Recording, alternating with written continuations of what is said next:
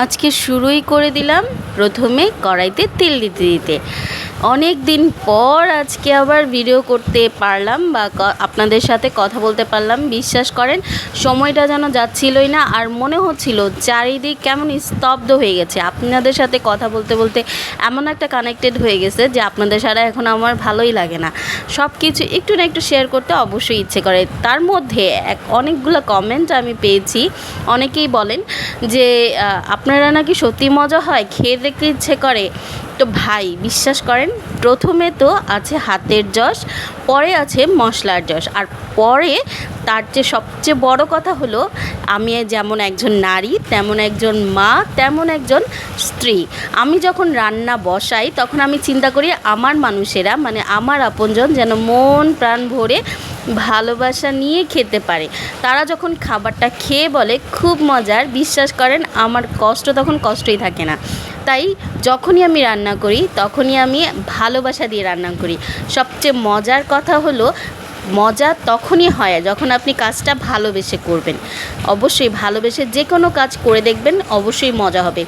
যারা যারা আমার কমেন্টে বলেন যে আমার রান্না খেয়ে দেখতে ইচ্ছে করে, মজা হয় কি না, প্লিজ একটু ভালোবাসা দিয়ে আমার রান্নাটা আমার প্রসেসিংয়ে করে দেখবেন, অবশ্যই মজা পাবেন। আর একদিন যদি কোনো দিন আল্লাহ সুযোগ দেয় আপনাদেরও করে খাওয়াবো। সো আজকে শুরু করে দিলাম আজকের ভিডিও। অনেক হয়ে গেল বক বক। সো আসসালামু আলাইকুম, কেমন আছেন সবাই? আশা করি সবাই ভালো আছেন। আমার বক বক শুনে অবশ্যই সবাই বোর হয়ে গেছেন, আর বোর করব না। নিয়ে আসলাম একদম টেস্টি মজার একটা রেসিপি। একদম কথা বকবক বলতে বলতে আমি একদম ব্লেন্ডার পর্যন্ত চলে গেছি। এখানে আমি প্রথমে মশলাটা, মানে কাঁচা মশলাটা আমি ভেজে নিয়েছিলাম ফ্রাই প্যানে তেল দিয়ে। এখানে আদা, রসুন, পেঁয়াজ, আর সাথে ছিল গরম মশলা, দারচিনি, এলাচি, কালো গোলমরিচ, আর ছিল জিরা, আর সাথে ছিল আমার ফ্রোজেন করা টমেটো। সব কিছু আমি ভালো করে ভেজে ব্লেন্ডার করে আবার সেই ফ্রাই প্যানে নিয়ে চলে আসলাম। এখানে আমি একটু পানি দিয়ে সেটাকে একটু কষিয়ে নেব, সাথে দেব হলুদ আর মরিচের গুঁড়া। বিশ্বাস করেন এই পর্যায়ে এত সুন্দর একটা গন্ধ আসতেছিল না, পুরা ঘর ঘ্রাণে মোমো করতেছিল। এই রান্নাটা যদি একবার আপনার আপনজনকে করে খাওয়ান, বিশ্বাস করেন আপনার তারিফ করতে করতে সে পাগল হয়ে যাবে, আর আপনার পাতিলের ভাত সব শেষ হয়ে যাবে। সো এখানে আমি লবণটা দিয়ে সব কিছু কষিয়ে নিলাম। রান্নাটার এই যে দেখতেই পাচ্ছেন তেলটা উঠে গেছে।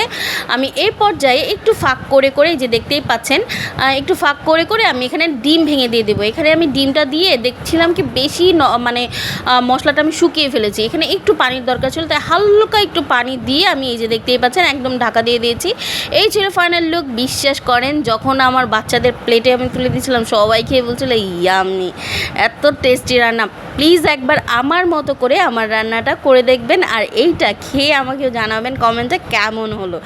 সো অনেক দিন পর আপনাদের সাথে অনেক কথা বলে অনেক ভালো লাগলো। ভালো থাকবেন সবাই, আর আমার রান্নাটা ভালো লাগলে কমেন্টে জানাবেন। ভালো থাকবেন। আসসালামু আলাইকুম।